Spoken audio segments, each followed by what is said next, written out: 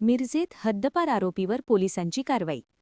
सांगली जिल्ह्यातून हद्दपार करण्यात आलेल्या आरोपीने विनापरवानगी मिरज शहरात प्रवेश केल्याने त्याच्यावर मिरज शहर पोलिसांनी कारवाई केली आहे.